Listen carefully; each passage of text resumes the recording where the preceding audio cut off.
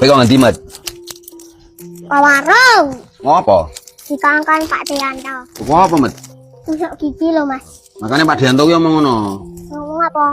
Wis tuwa, rasa kok kan mangan daging ndak seliliten. Ora selilitin daging kok, Mas. Jarene selilitin rambut.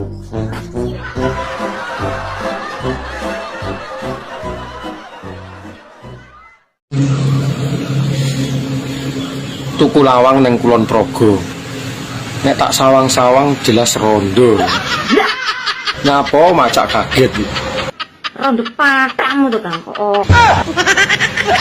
Kurang rapi lho, ini urus saya tatanan ngono kok. Ya nyapo randang rabi. Ndang satset ngono, selak ra bagian nih. Timur tegese dadi menungso ati-ati nggunakne umur. Lho. Terus bar timur utara ngelingono urip hanya sementara. Ora enek kok selawase urip terus ki ora. Ibarate wong mampir ngombe. Mula kudu akeh ngombe arak. Alah. Kowe mesti ngombe barang-barang sing seger. Nek bar utara akhirnya selatan. Nek pengen selamat uripmu kudu gelem solawatan. Mesti bakal antuk syafaat saka Kanjeng Nabi Muhammad. Gelem selatan. Nek wis bar selatan akhirnya ke barat. Menungso para eneng di nek wis bar kundur ning akhirat. Lah, Iki lho pitutur luhur. aku ya iso. Hah, apa iso modele kaya cengkok truna ngono kok ya. Iso ora iso kowe buceng. Lambene wong wedok ikan loro, ngisor ambi dhuwur. Lah, sing dhuwur kuwi bahaya. Senengane gawe rasan-rasan. Karo nyelatu bojone. Nek lambe ngisor ngono, panggah penak. Ya rumangsamu. Ndase wong lanang ki ya loro. Sing dhuwur iki ge mikir ora kok mung patut-patut tok. Lan sing das ngisor kuwi, kuwi senengan geonar, busuk rono, busuk rene, dong ora. Loh, Masih? Iya, Dik. Gimana Masnya, Po? Aku gak bahagia loh, Dik, karo Dek. Sakno rek. Eling pora, Mas? Eling apa? Pas ninggal aku, pas didik bayi itu masih kecil banget loh. Masih tak susuin kanan kiri ya toh. Kowe ninggalno aku di saat susuku masih menteng-mentengnya. Rasa diungkit-ungkit toh, malih terenyuh lho aku. Lintara. Eling. Daiso. Kok saiki ngepoin aku lagi nyapo? Awakmu beda saiki. Aku ayu toh? Iya, Iya toh? Kira aku saiki ayu toh? ayu. Ayo meni ora. Ayu. Tak jil-jil cangkemmu pindahin udlamaan lek kapokmu. Ojo to, Dik. Cantik toh? Iya cantik. Lah iya. Rujuk tapi ya. Tenan ora, Dik? Iya. Ndang. Oke nek no.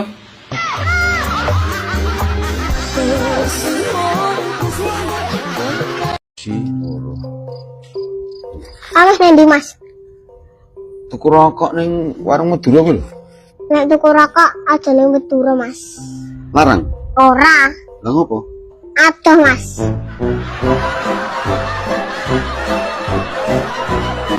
Ngene urip ki iso obah. Kleru Pak, nek jenengan pengen ngerti urip ngaji, ngaji mboten? Nate. Alibata ana pira? Alibata ana 30. Loh. Ngono kok jere ngaji. Lah piye to? Alibata ana pira? 30. Telu. Loh, Kok iso telu? alibata. Loh, lah sak jim kakok. Sing takok sak jim kakok sapa? Jangkrik. Oh, berarti alibata.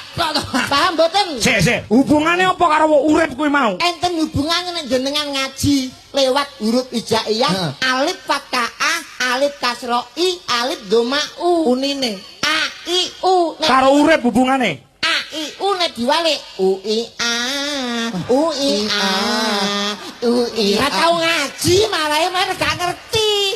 Lah kok tekan lagu to sampe. Alif fathah A, alif kasro I, alif doma U. Nek diwaca A I U. artinya aku iki iki urip. Masya Allah. Plonga-plongo Bapak pinter tentang huruf hijaiyah to, Be? lagi UI wis uyu. Ora lho hubungane urip karo alif fathah, alif kasroh. Alif fathah, alif kasroh, I. alif doma, U. wacane ngapa? A I U. Niku singkatan yang artinya A niku aku, iku iki, U urip. Aku iki urip. Lah, paham ora? Paham? Dicatet ora paham dicatet. Ngono. Catet to, Pak. Catet to, Pak. Guban Sampeyan boro-boro. tekane Iya. wis kapan kerisan tapi Lolok. isin Ya. karo pasar muji ya. Dalang mbok lolak-lolokno lho. Masalah agama, Mas. Oh iya. Urip niku asale saka sapa?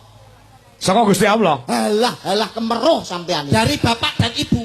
Urip kuwi asale saka bak fatkabah, bak kasrobi, bak domabu. Diwaca Babibu. tegese babibu. Bapak rabi ibu. Oh iya. Cocok. Paham ora? Ikra loro dilawan. Berarti urip iki saka bak fathah, Bak kasrobi, bak domabu, babibu, bapak rabi ibu. Oh, lah urutane wong urip iki piye? Urutane wong urip ku diwiwiti saka kapan nganti kapan? Saka lahir. Mene jadi ngomong ngopo tekan dalem iku. Kok ngomong apa iki? Blas. Enten dasare urip iku diwiwiti saka tak fatkata, tak kasroti, tak domatu. Artine tak tintu. Balita nganti tuwa. Itu yang dinamakan siklus kehidupan sing dijenengo urip. Dadi wong urip wajibe Kudu golek gendaan. dirungokne tenan. Ya ampun. Wong urip wajibe golek kebajikan. Tastabidul khairat. Berlomba-lomba dalam mencari kebaikan.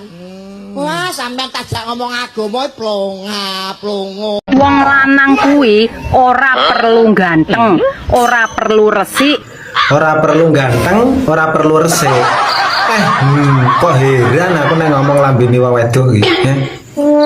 Lah ya kok ngumun aku. Lah wong kene lagi nyanting wong wedok ambune penguk dilono sing ambune penguk. Sing ambune kecut. Lho. Kok heran nek ngomong sing gak perlu resik, gak perlu ganteng gitu.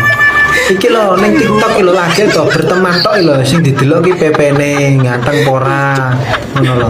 Di-follow ki lho paling lagi didelok PP-ne, foto profile ganteng pora ngono lho. Engko nek wonge ganteng cocok ya lagi di-follow back. Ngono lho lambemu kok iso muni, oh gak perlu ganteng, gak perlu resik gitu. Dah neo enek wong wedok ngono ki lho. Diombe yo ae wae.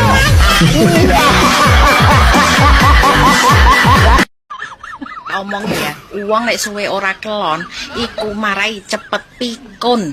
Sing suwe ora kelon iku ditakoki haho. Iku wong suwe ora kelon. Terus yang kedua, imune ora stabil. Terus yang ketiga, raine cepet keriput, cepet tuwek. Terus yang keempat, paling bahaya sing keempat iki. Sing keempat iki marai edan, marai stres. Wong nek suwe ora kelon, wah sifate ngono kae, kudu ngamukan, kudu edan. Iku wong nek suwe ora kelon, bahaya apa ora ngono. Awakmu iki tak wehi kebebasan, mbok yo ngerti to watese. Aja gawe ati tratapan. Alah, saiki baru ngerti cemburu ki piye, rasane cemburu ki piye. Saiki baru nesu-nesu nang aku. Lah wong jenenge cinta lho, cemburu yo sak lumrahe to. Ndek iki pengen ngendi? Dek iki genah cuti no, lagi mlebu lho sedina iki. Rasakno wae ngerti rasane cemburu apa ora ya ngono ki rasane cemburu. Tarah kowe iki senengane jarak lho. Ono aku pirang-pirang bulan mbok jarne aku tidak kau anggap adang. Pas kae aku guru nyawang kowe polahmu piye. Malah saiki kok iso dadi. Saiki kowe ngerti rasane cemburu. Cinta tenan to kowe kambek aku. Lah nek ra cinta aku ya moh to ngomong. Tiwas entakne abab. Ono gayamu.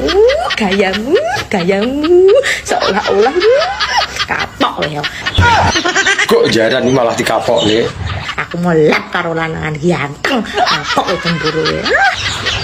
Lah rumangsamu aku ra iso bales apa piye?